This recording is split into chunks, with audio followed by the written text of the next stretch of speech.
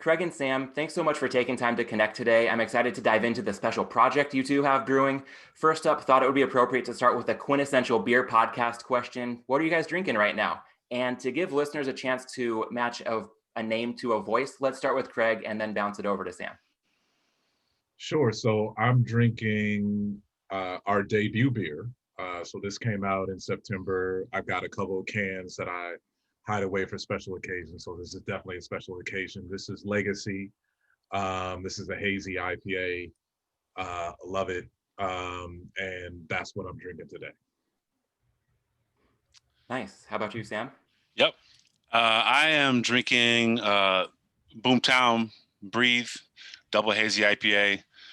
It was our last art series release about 3 weeks ago, and there's about 2 cases left. And by the time this airs, there'll be none. And so I had to sneak me a 4-pack because it was tasty.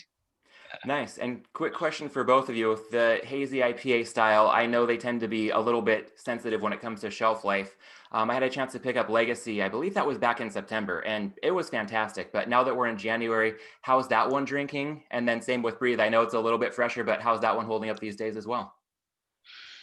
They both hold up well. You know, we don't do a hardcore New England style where there's as much hot matter in the final beer. So our beer is a little balanced off the start, and then also they just tend to age a little better. So really our hazies taste best at like week 3. So they're holding up well. And then the Breathe just happened to be a good batch. Yeah. I agree with you on that one. I was fortunate to try some recently. And then just to round things out, I am just about to crack the Wildcard Weekend show beer for Props and Hops, Bad Nice. Hombre, Mexican style lager. Let's see if I can get this right from a sound standpoint. All right. Yeah. So this one's crushable. That was pretty good. That was good. I think it sounds, it might have looked a little sloppy. I spilled a little bit on my desk, but this is an effervescent beer. It's a crusher. Sam, spoiler alert for the listeners, Sam brewed this one. We'll get into your role a little bit at Boomtown. This is that classic lawnmower beer, or in the case of a weekend of wall-to-wall football, some day drinking for people out on the West Coast.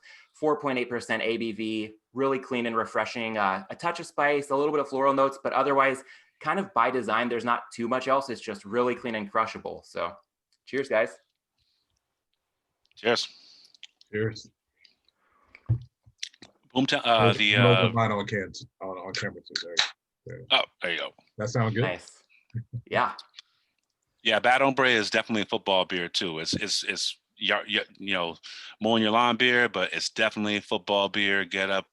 We on the West Coast have the pleasure of getting up at 9 and starting drinking and watching college football until the Pac-12 ends at 9 p.m.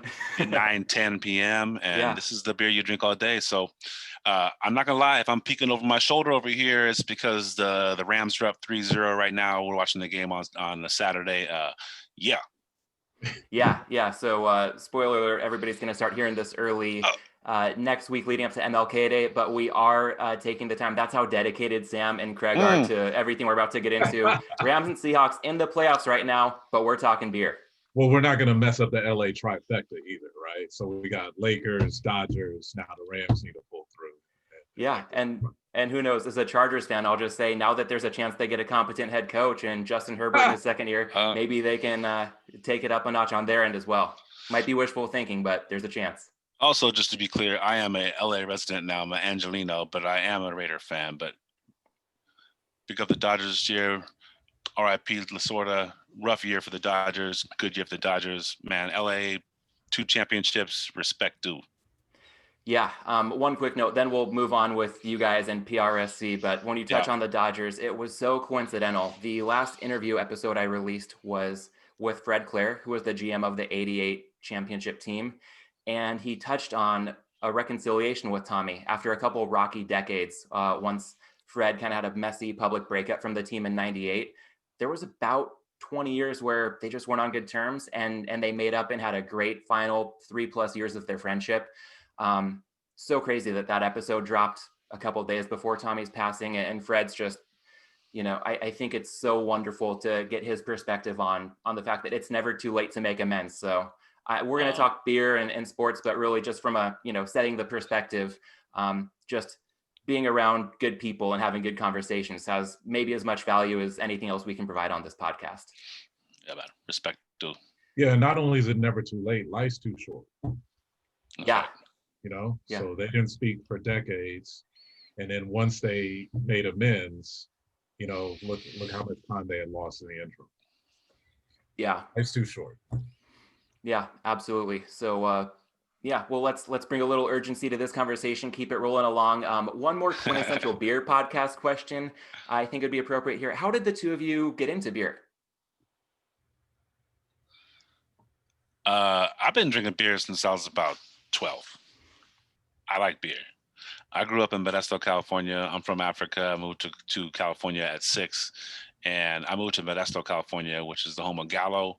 My best friend's mom worked for Gallo. They had beer and wine coolers and wine in the house, and I've liked beer from a little age. But my brother used to work for Gallo Winery. I've been home brewing since I was 17, and got away from home brewing for a while, and then but always drank craft beer.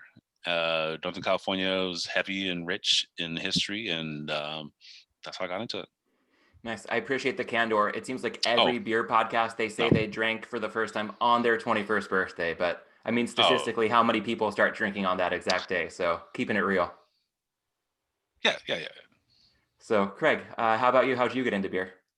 So I have a much broader alcohol profile. But I mean, I'll be honest, when Sam, he came down from the Bay Area and was the head beer guy at Stout Burgers and Beers. Love Stout.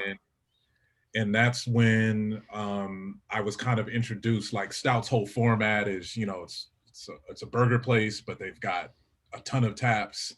And I just remember going to the counter and sitting and talking to Sam, shooting the shit, and him introducing me to all kinds of styles that I was never really formally introduced to. And then as Sam began his journey, which ultimately has culminated in Boomtown here in Los Angeles, I've been tangentially along on that journey as well. And so I've just picked up a lot of knowledge from there to here. Nice. And yeah, both of you have come quite a ways in that journey. And Sam, circling back on one thing we touched on briefly earlier, could you describe your current role with Boomtown and kind of your brewing progression up to that point? Yeah.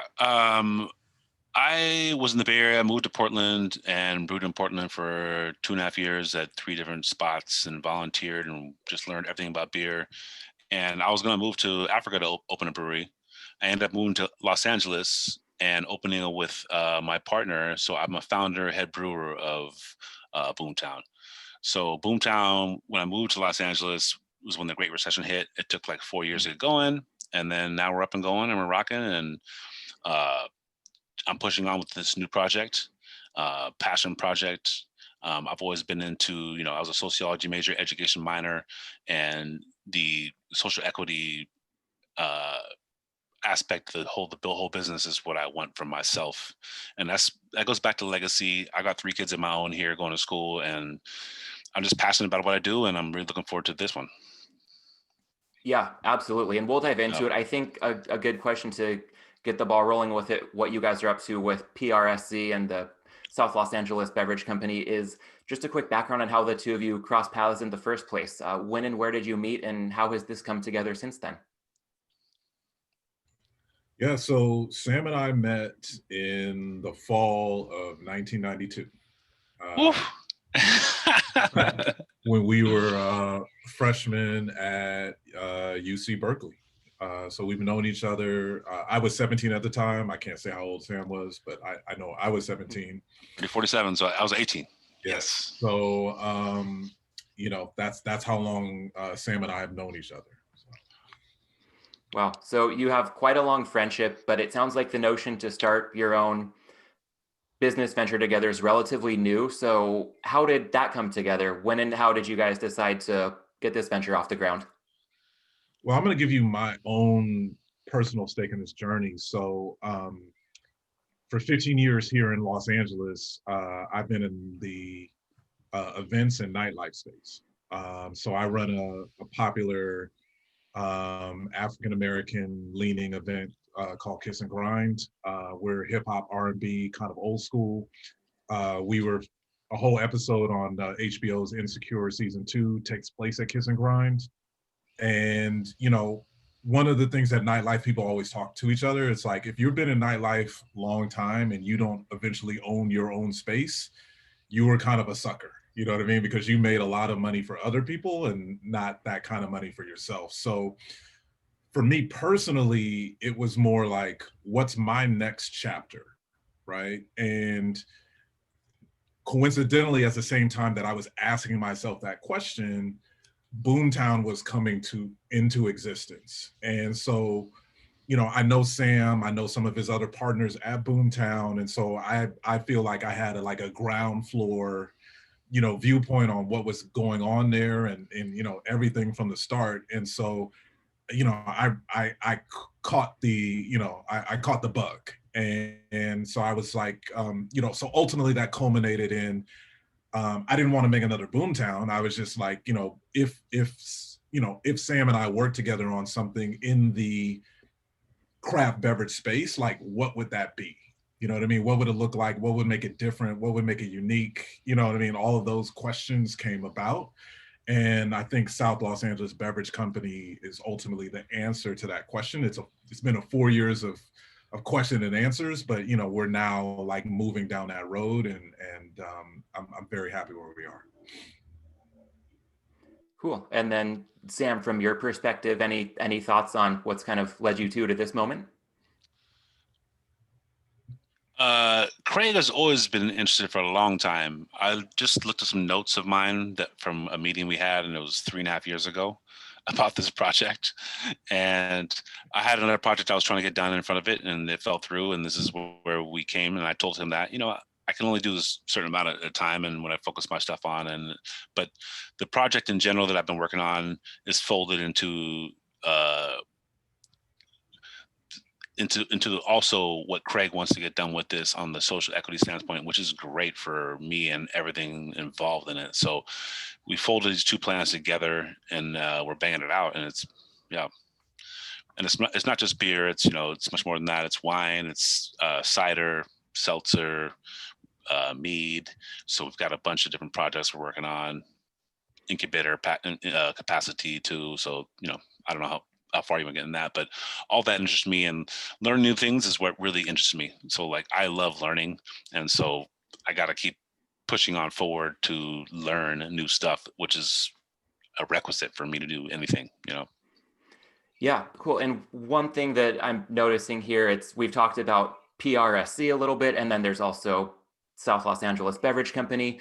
Could the two of you differentiate the two a little bit, or explain what each one is and how PRSC and South Los Angeles Beverage Company relate to one another? Yeah, so South Los Angeles Beverage Company is our parent company, and then PRSC, which stands for the People's Republic of South Central. So we haven't articulated what that is yet. So South Los Angeles Beverage Company is located in South Central Los Angeles. Both of my parents were born and raised in South Central Los Angeles. And for me personally, South Los Angeles and South Central in particular has always been the working class heartbeat of Los Angeles, no matter who lives there. South Central is now 70% Latino, but that working class element of what South Central is, I think is always going to be the through line of South Central. And so PRSC is our core beer brand for South Los Angeles Brewing Company.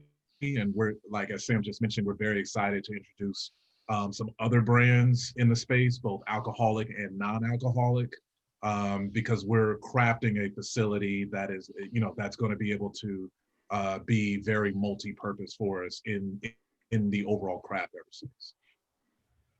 Cool. Yeah. And one thing I think could be interesting here, you talked about the wide variety of offerings. This sounds like South Los Angeles Beverage Company, when it's open, up and running, there could be something for everyone. So what's your vision for what the experience looks like for people of all backgrounds and different walks of life come to the same central place? Like, what do you envision from the standpoint of, the different drinks available? What might the beer board look like? What's the space going to look like? How do you want that, kind of 360 look at the customer experience to work out once, your physical location is up and running and it becomes a reality? Yeah, so this is, from my perspective, this is a massive space. There's an existing 13,000 square foot building there. That's where the majority of our production and packaging facilities are going to be located. But overall, it's a 24,000 square foot space that's really going to give us a lot of, I'd say, flexibility and freedom. And so when we talk about multiple beverages, so we're doing beer, we're definitely doing hard cider. In a non-alcoholic space, we're going to be really delving into the specialty coffee space. There's going to be an on-site coffee roastery. There's going to be an on-site coffee shop. And then there's going to be multiple food options. So just consider us more like an outdoor food court. We're going to have an outdoor performance stage. We have multi-levels of outdoor space, so people can not only be outside on the ground floor, we'll also have some second story outdoor space, as well as a traditional indoor tap room, which has a tremendous view into our production and packaging space.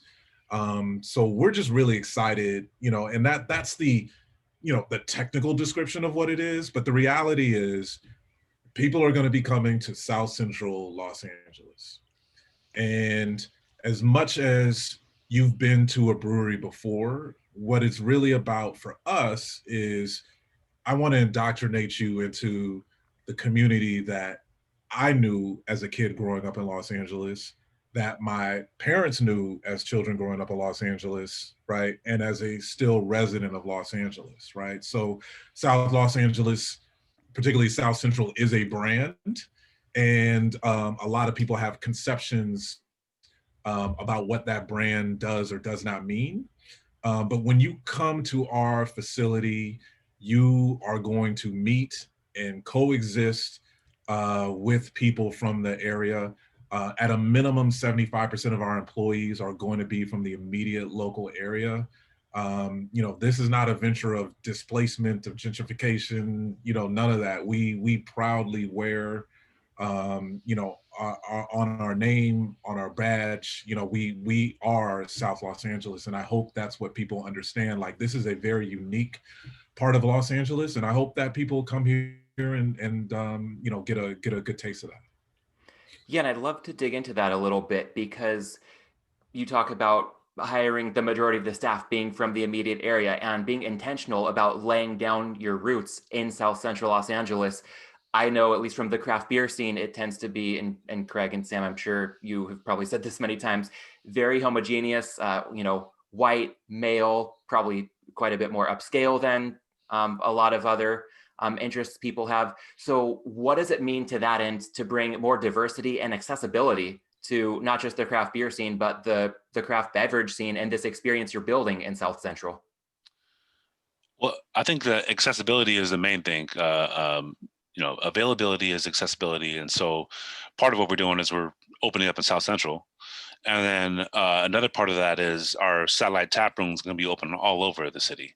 So that's including South Central, Compton, Long Beach, and including, West LA. So we'll branch out everywhere, but this is about accessibility really, and affordability. So that's a major part of spreading interest into any aspect of life that you want diversity into. People need to be exposed to it, and then it takes exposure and a lot of young people exposure, and then time to integrate itself into that aspect of it. So the main thing for us is exposure. That's why we are opening in South Central. We're hiring from South Central. We'll be opening satellite tap rooms. And when you talk about what's the board going to look like, at the home base, we're going to be a third lagers, 2/3 ales, a lot of rotating taps, probably 6 to 8 different ciders on tap. We're also going to be doing mead, wine blending, so sparkling white wines. So we're developing a wine blending program there too. So there's going to be a lot of things for everybody to taste, and it's going to be a meeting center for people. And this is what the tap room is all about. It's just a meeting center for people, you know, and it's going to be for the people of LA, and it's all people of LA. You just got to drive to South Central. Yeah, and I love that. I'm sure people are craving that experience so much, especially after the past 10 months or so. And to that point, what's the timing looking like to have this up and running, and how has that maybe been affected by doing what you guys are doing in the face of once in a lifetime pandemic? Great question. So it's looking like we'll be open at the top of the fall of 2021.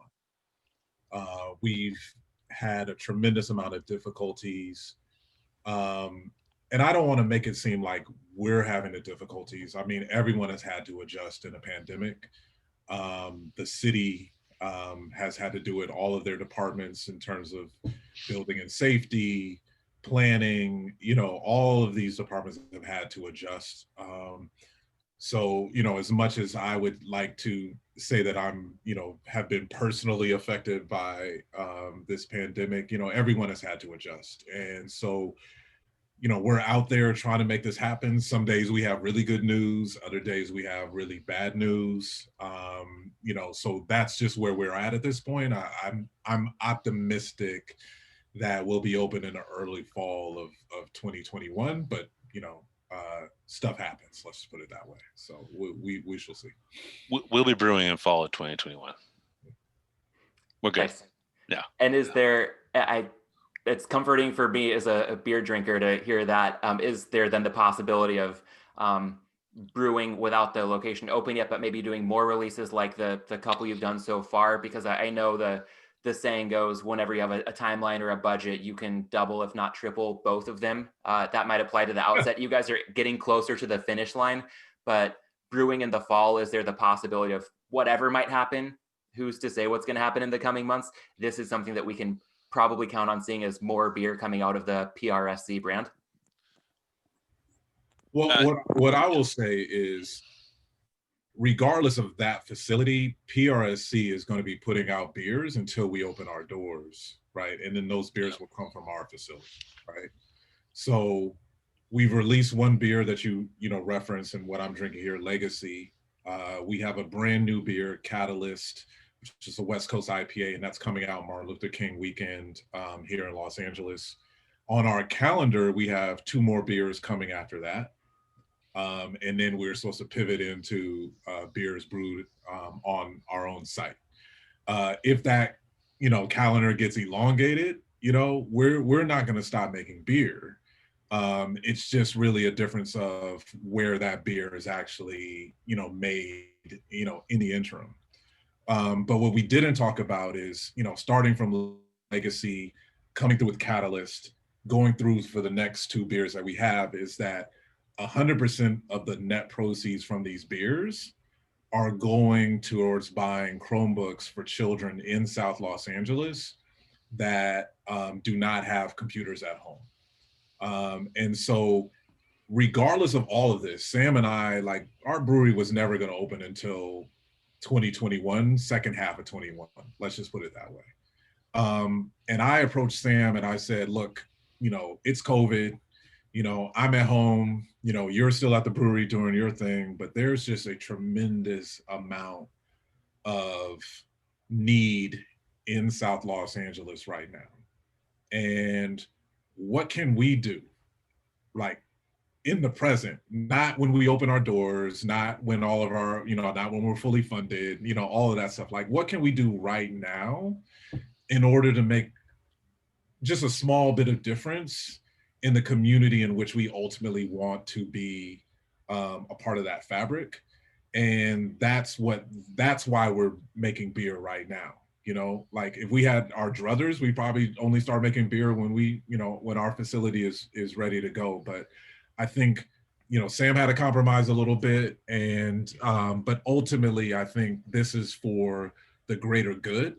And, I'm just super excited about the beers that we've made thus far. And I'm really excited about what's going to happen, going forward for this in the interim. And we have a few collaborations that are just finalizing.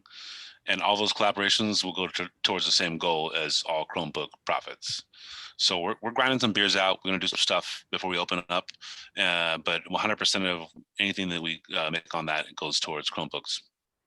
Yeah, and I'd love to dig in a little bit deeper to the cause here, because people have a chance soon to get Catalyst. We'll talk about that, but also you've mentioned the Chromebooks, and it sounds like even with the people who will work for South Los Angeles Beverage Company, there's a lot invested in not just making it a minimum wage job, but really giving people the tools to, turn this into a career. And I love that mission, and I would appreciate it if either of you could speak to how you see that unfolding once you're up and running. How is this going to be different than, maybe the typical brewery experience where somebody's behind the bar, or, if they're just working in the cellar, kind of doing a lot of the grunt work? How do you foresee a lot of the employees that you're going to have turning these roles into, bigger picture opportunities and really unlocking their career potential out of this? So let's be honest, Matt, there's a tremendous amount of conversation that was happening before COVID. And those conversations have continued through COVID about diversity in craft beer.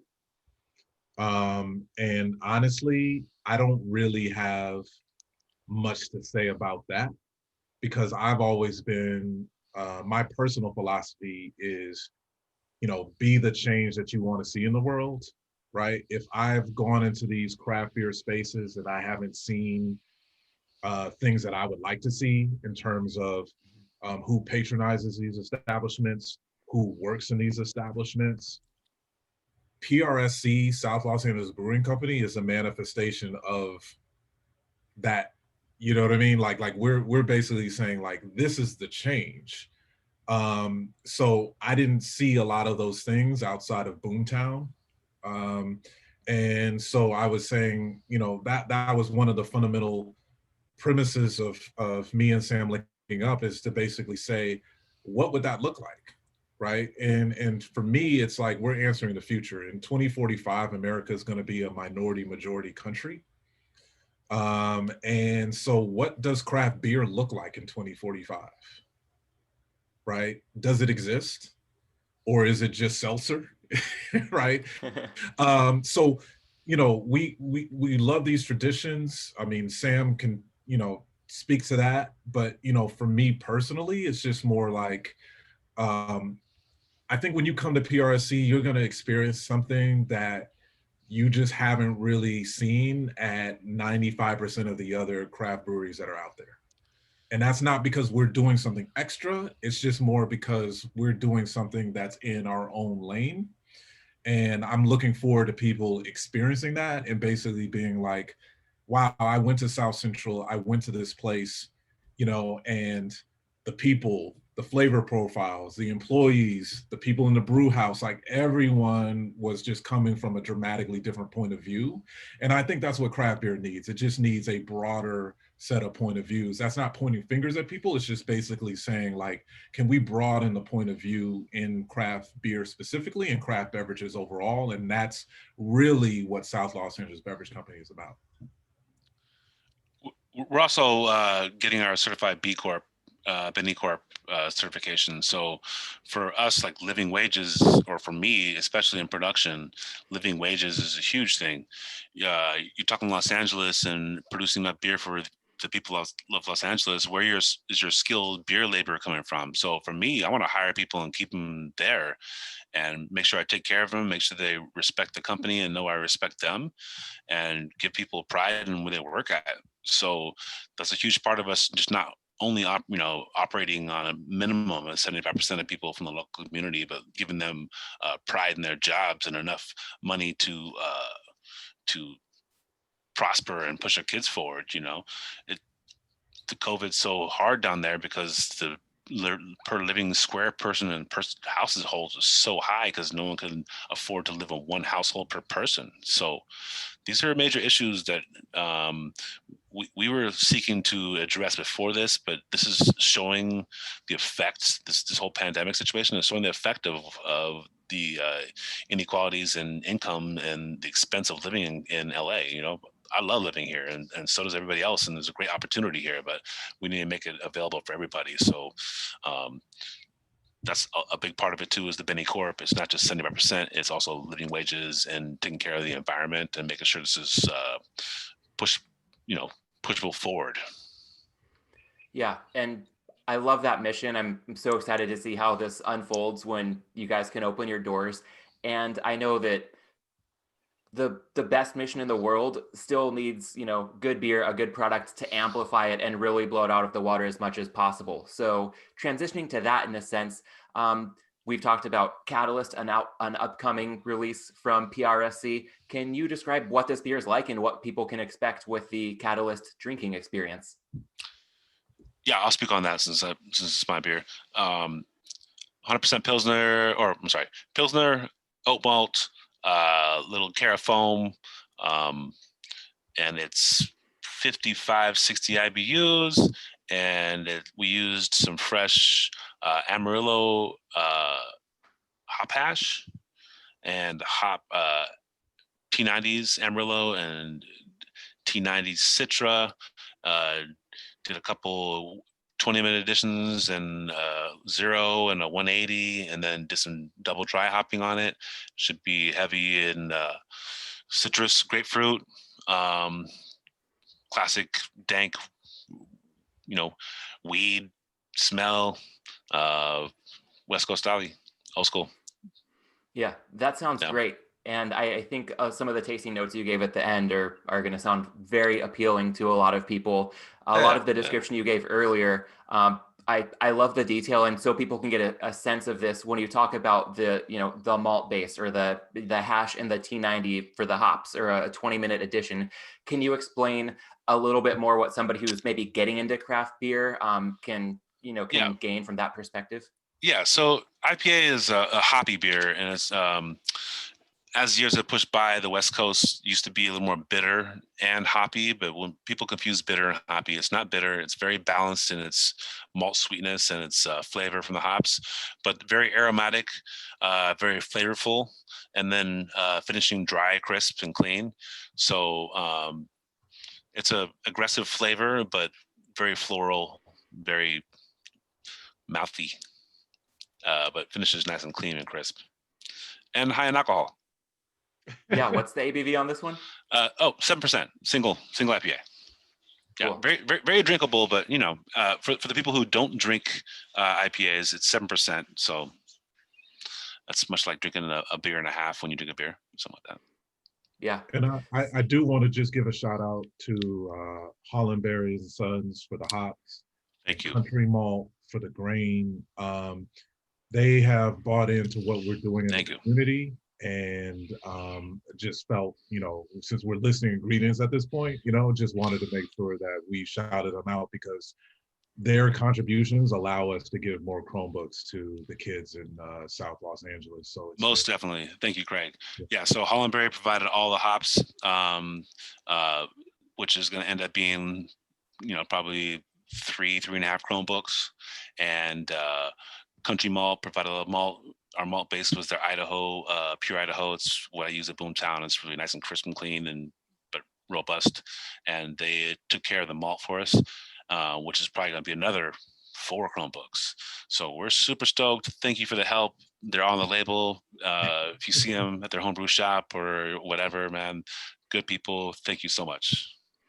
Yeah, and speaking of that label, I'll post photos online so people can get a look at the can art here. The saying goes, "You drink with your eyes first," and this one definitely stands out.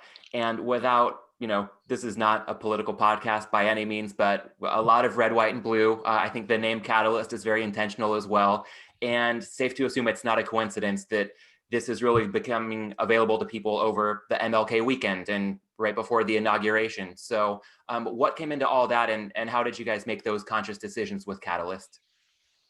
Yeah, so I mean, I'll give you the story. So Sam and I were like, we've done Legacy in September. What's next?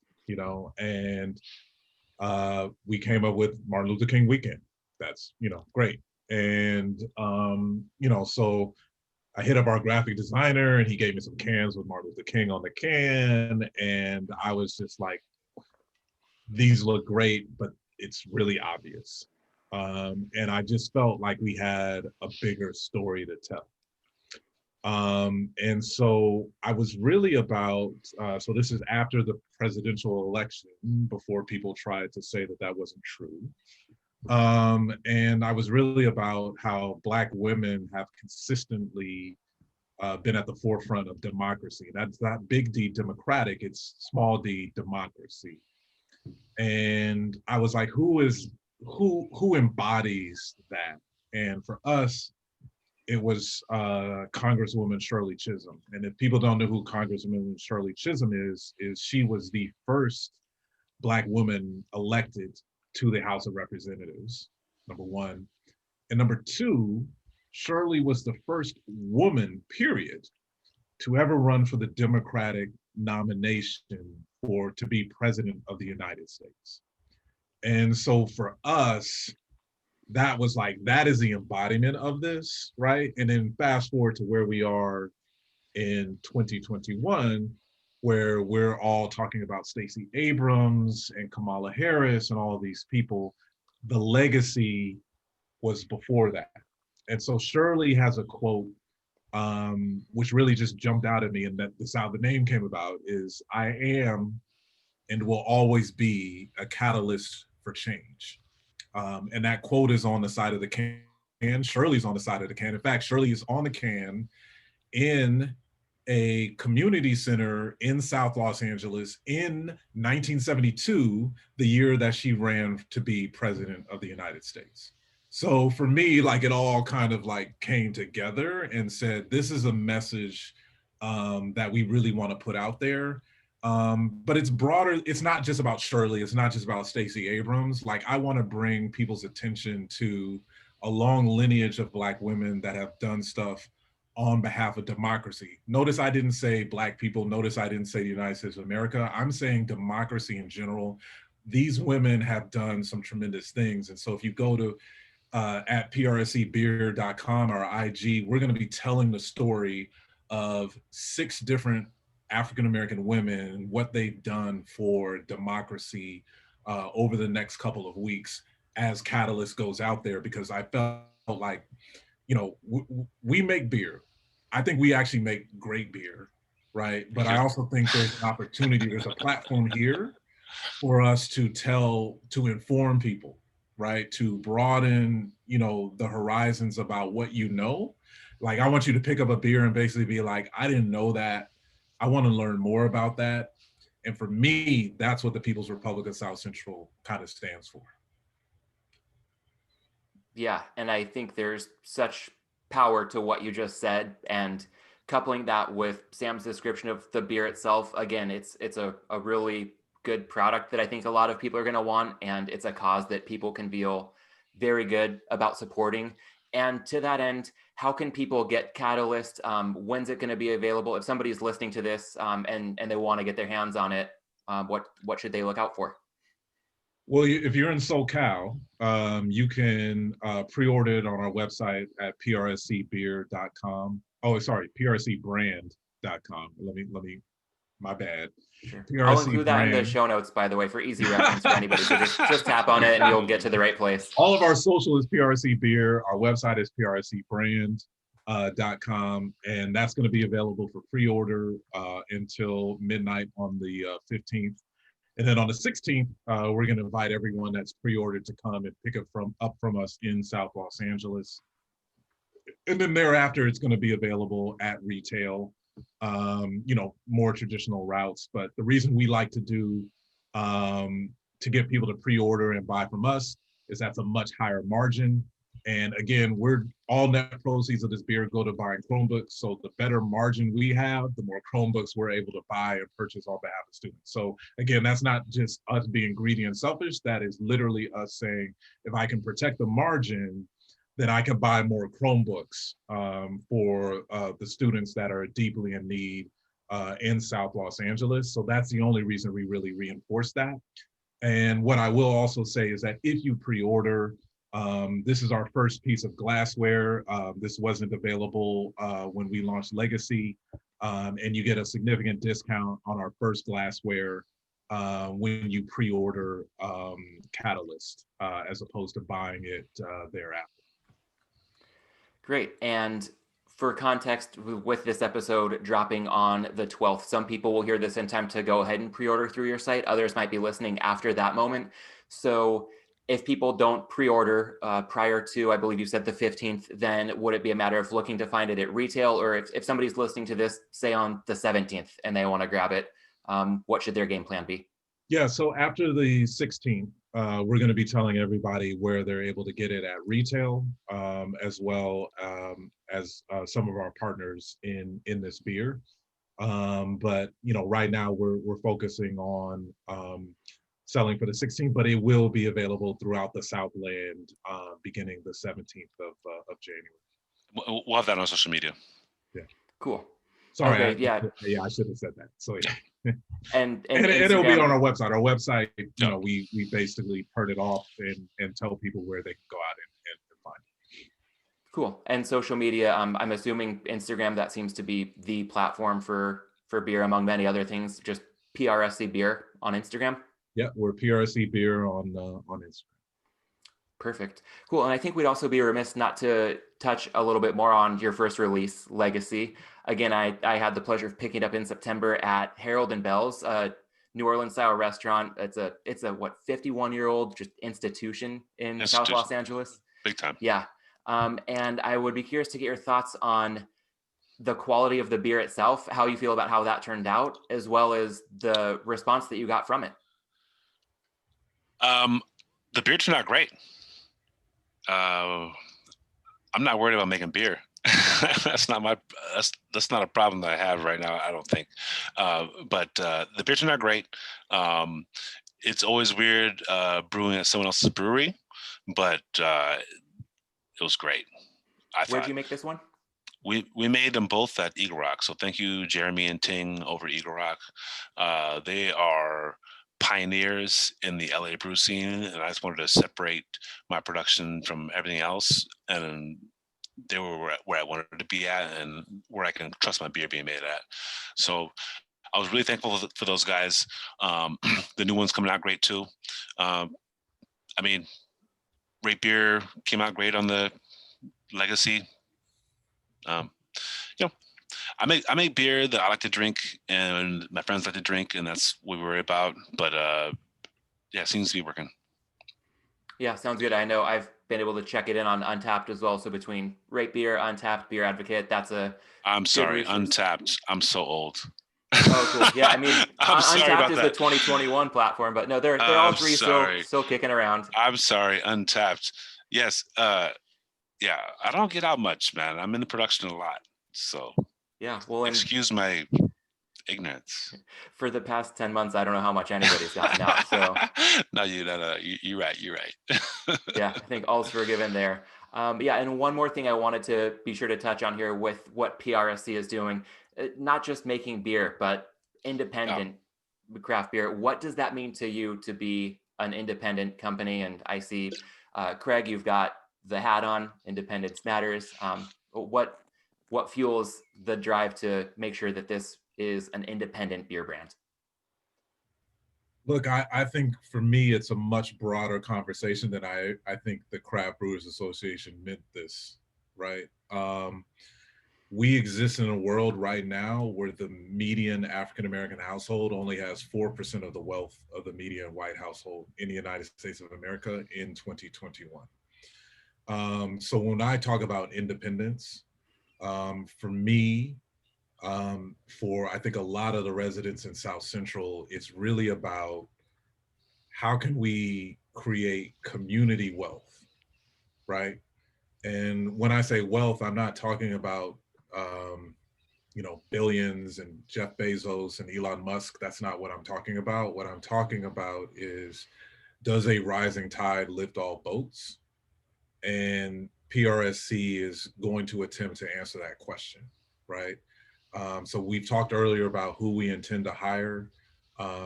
we haven't touched a little bit on what we're trying to do in terms of creating educational opportunities in the craft beverage space. LA Trade Tech Community College is in our local neighborhood. So we're trying to do some coursework with them. We're in some discussions about doing some cool stuff in Exposition Park, which is where the USC stadium is, which is where the LA Football Club stadium is where the Lucas Museum of Further Arts is going in. You know, so we, like, it's really interesting from that. It's like, yes, does independence matter? Absolutely. I'm, you know, we don't have an exit strategy. The exit strategy is how many people did we help, right? I don't really have an interest in rolling up into some sort of multinational conglomerate. And I get that's where people's delineation is between, you know, independent and big beer.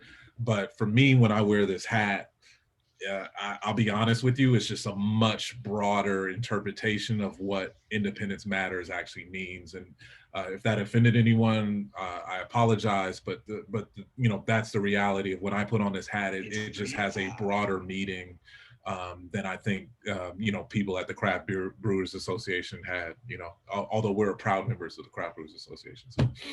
Yeah, I love that, because that Craft Brewers Association definition of independence is a bit of a moving target, and things change over time. So there's no issue with evolving, but I know it can be a very polarizing topic. So having that more profound handle on it means a lot. But Sam, any other thoughts on independence?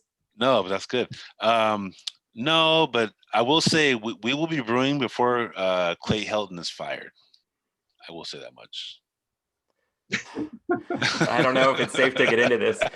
Yeah, I'm afraid you're right. I mean, you could probably start brewing in 3 years and beat that timeline. Well, no, I'm just saying, man. You're talking about moving targets. I got one set, and I'm sure we'll be brewing before that happens. Yeah, I'm afraid he's a bit too steady of a target on the sideline. Seems like a stand-up person. I'm sorry, y'all. Yeah. I'm sorry, y'all. Yeah, for anybody who doesn't know, I'm a USC grad, and Sam and Craig with the Berkeley ties don't mind seeing some incompetent game management on the Trojan sidelines from time to time. We need as much help as you can get, man. Come on. Yeah. Although, you know, the Berkeley thing is, like, we put all these superstars in the NFL, but the teams suck, right? Yeah. The individual players are, like, amazing. So it's like this really weird thing that we have. No, it's not a weird thing. It's called a O and D line. It's not weird. Yeah. Fair enough. I was just trying to be polite. Yeah, no, thank you. I appreciate it. The one time I've been to a game at Berkeley, I think USC should have beaten Cal by about 40, and they squeaked it out.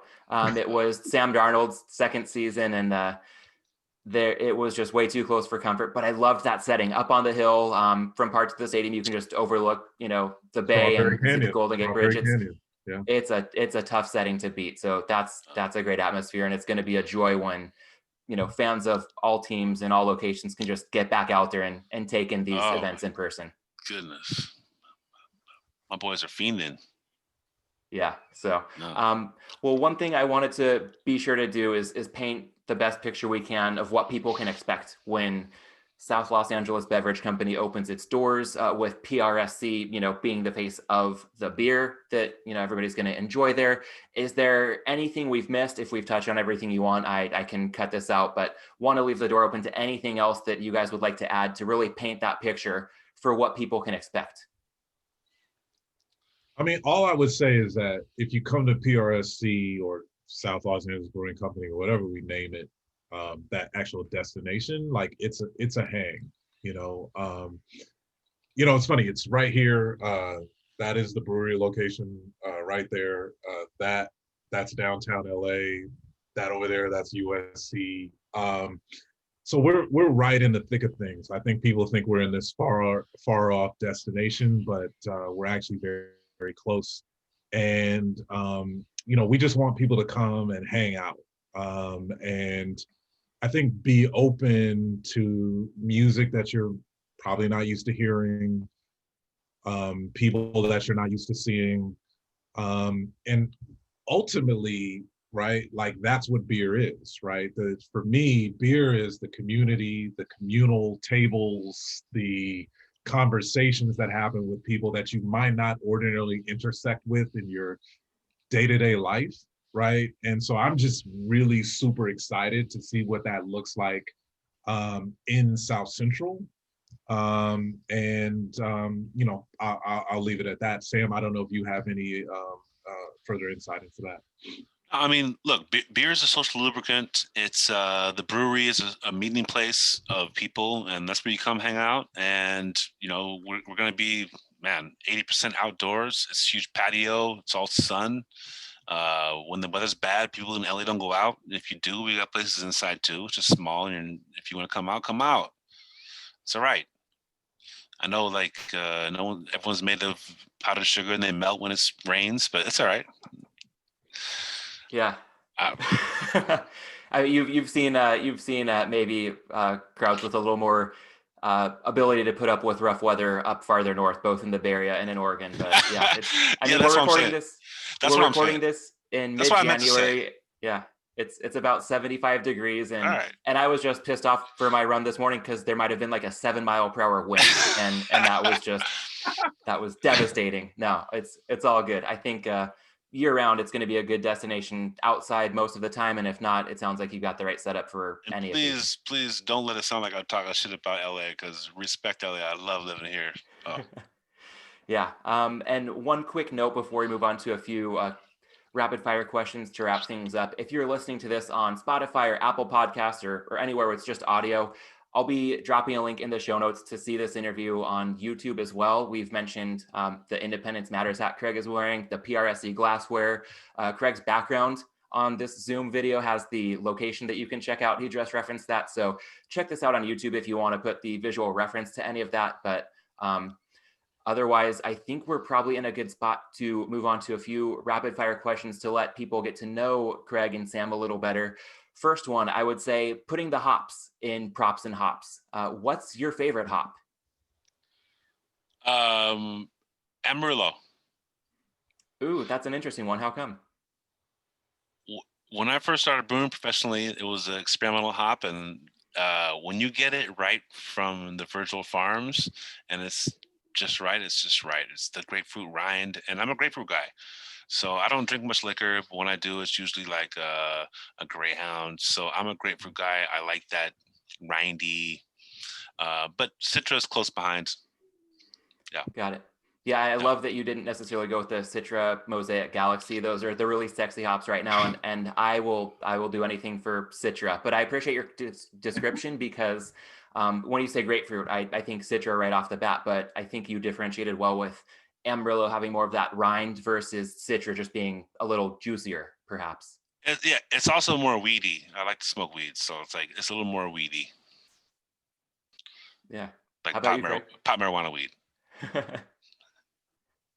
I'm gonna be basic, and Citra is always my favorite.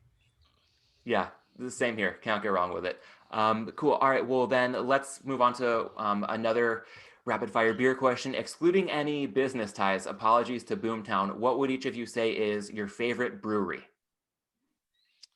Cloudburst. All right. They're in the UK, correct? Seattle. It's the old I'm thinking Cloudwater. Shame on me. All right, let's hear about Cloudburst. It's the old head brewer from what's the brewery that sold to Budweiser up there? There have been quite a few. Yeah, Cloudburst. They're great. All one-offs. Great beer. Nice. Yeah. Greg? I'm gonna go with Temescal Brewing up in Oakland. First of all, I love those guys and gals. The head brewer is a woman. But it's funny, you know, Sam and I went to Berkeley, which is in the East Bay, and I just really had like an aha moment when I was sitting in there by the MacArthur BART station at Temescal on their patio on a Friday afternoon. You get what I'm saying? Like there's certain places where you just kind of have like these aha moments. And I've had a lot of aha moments in breweries. You know, most of them were alcohol enabled. Balmer's Peak. But that was one, and I really love Sam and his team up there. They've shown us a great deal of love, and then I also want to show love to Urban Roots up in Sacramento. They're blowing up right now. Yeah, they're and look, this has been a hard time for craft beer. It's been a hard time for a lot of businesses beyond craft beer, and what I've enjoyed seeing is people who have gone out of their way to help support these businesses, right? Because I feel like that means that they mean a lot more than just the product that they manufacture, right? Or the space that they occupy. They really have a place in people's, existence. And so I've really seen that manifested for Temescal and Urban Roots. And so those are some of my favorites, and they're both California based, actually Northern California based. But I have a lot more favorites, but those are the ones that came to mind when you asked the question. Cool. Yeah, and to that end, one of my favorites, not California based, but Other Half has started the All Together series where they'll share their IPA recipe, and proceeds go to benefit. A lot of breweries use the proceeds to benefit their staffs to keep people on payroll during a time like this. I think they're leaving a little bit of flexibility for each brewery that participates to do what they think is right. But Sam, is All Together anything that you guys have done or given consideration to over at Boomtown? I know in LA, Highland Park, No, just yesterday dropped its second batch of it.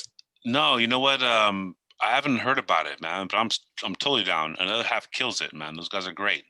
And our homegirl Bree is a brew over there. She's from LA. She crushes it. What up, Bree?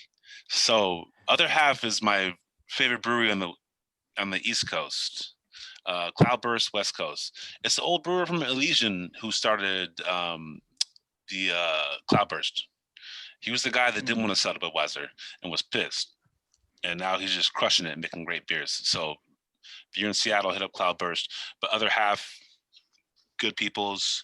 Yeah, I'm totally interested in that, because for Boomtown, it's been a struggle, man. I'm picking up contract brews, and that doesn't make much for the brewery, but it gives hours to our brewers. And then once this federal aid got cut, man, it's tough, man. So I'm just trying to.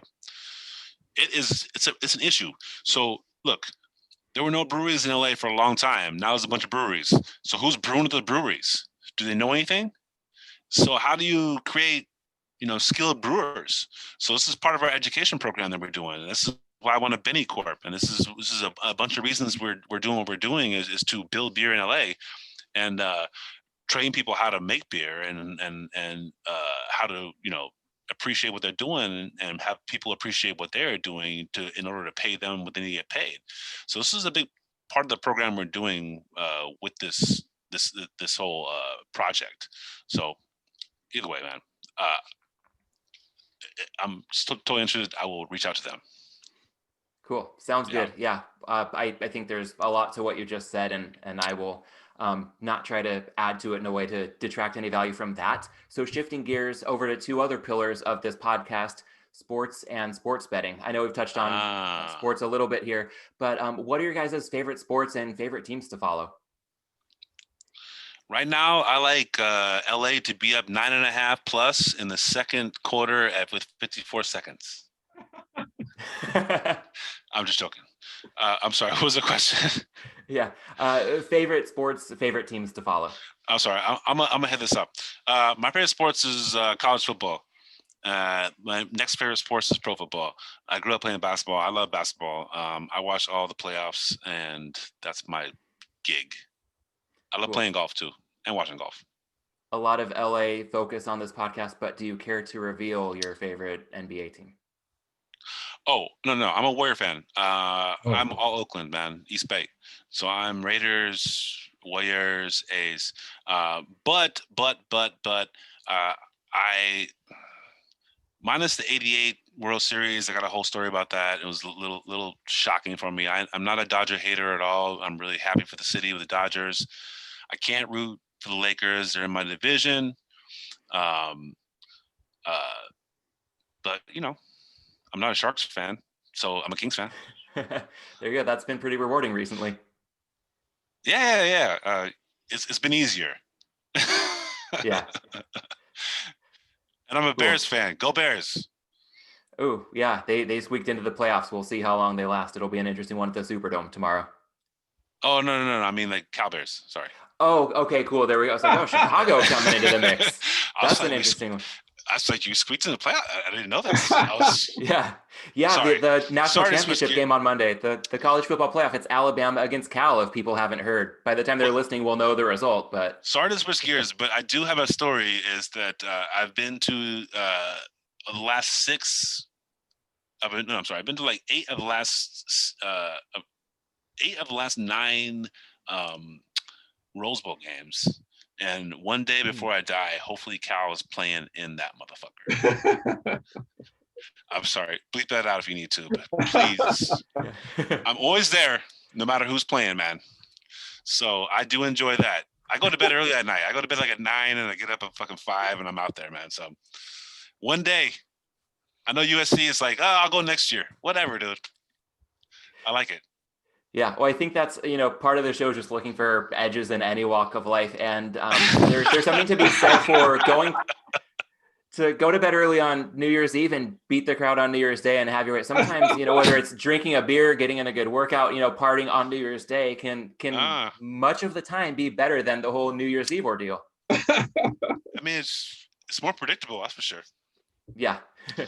Yeah, low variance is good for betting and sometimes good for your New Year's plans. So sorry, I got sidetracked. What's the deal, man? All good. Craig, what are your favorite teams to follow?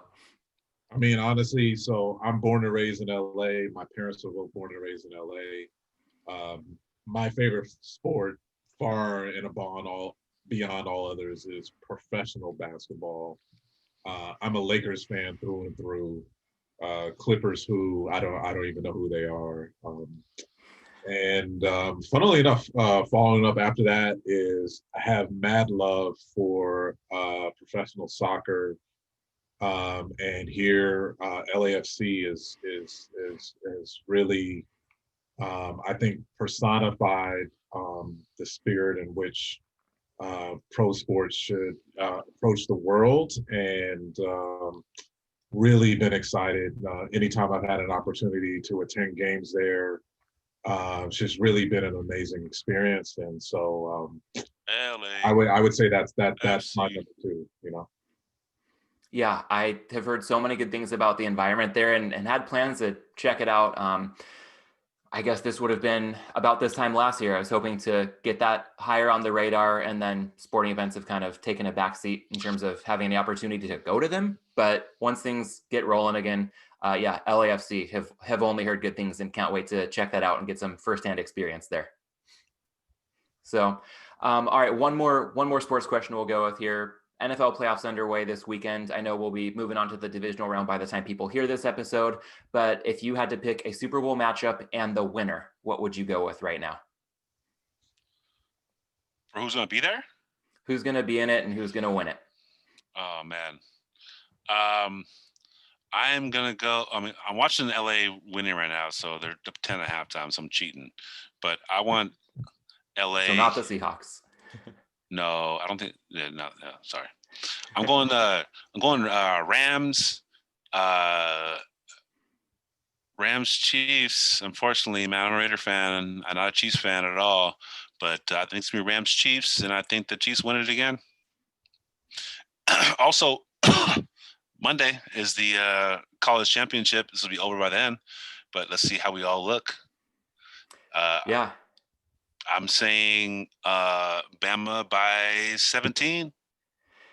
That wouldn't be a surprise. I was watching Ohio State just go to work on Clemson, and something about it just didn't seem applicable to the Alabama game. Early line opened, and I didn't act on it, and it got out of hand. So I don't know if it's bettable now. Again, we're talking a couple of days before the game, but anything much north of a touchdown is going to be hard to touch fading the Buckeyes. But if Bama rolls, then I don't think that's going to be much of a surprise to anybody.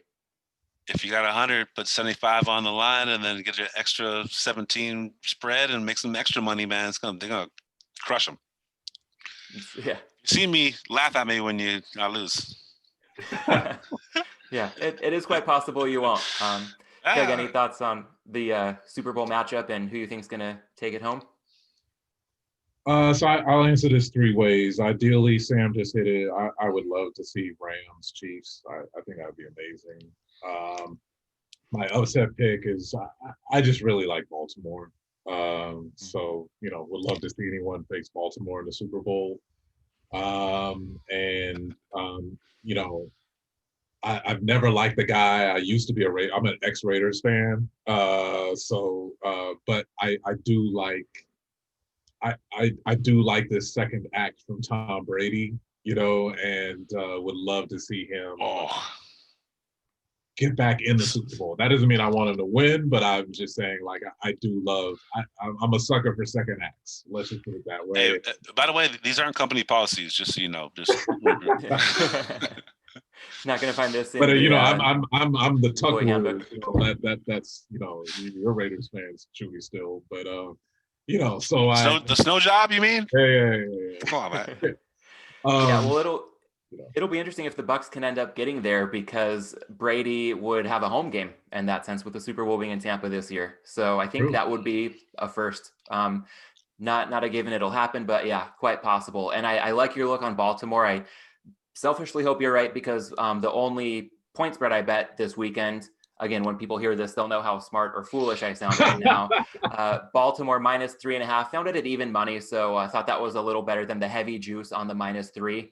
That's good. I hope they can win by more than a field goal, but they're clicking on all cylinders right now. And if we get Ravens Chiefs in the divisional round, I think that'll be kind of the treat that we were almost robbed of, in a sense, last season, when that was the AFC title game everybody was looking forward to. I agree with that.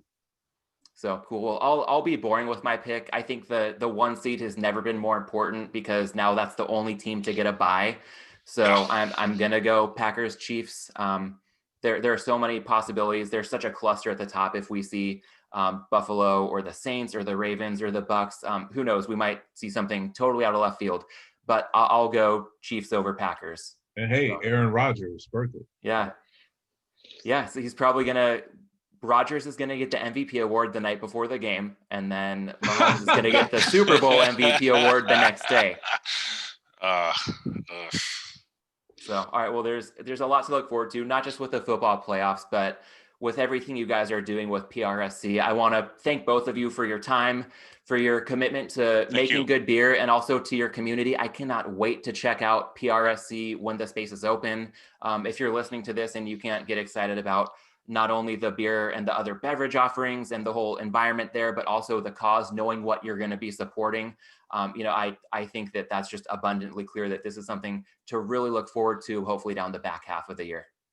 And Matt, can I just say something to your audience? You hear it on every podcast, but it's really important that you give Props and Hops a 5-star rating on whatever device you're using to listen to this podcast, because that allows him to continue doing this and featuring guests like us. So we really want to thank you for allowing us to be on here.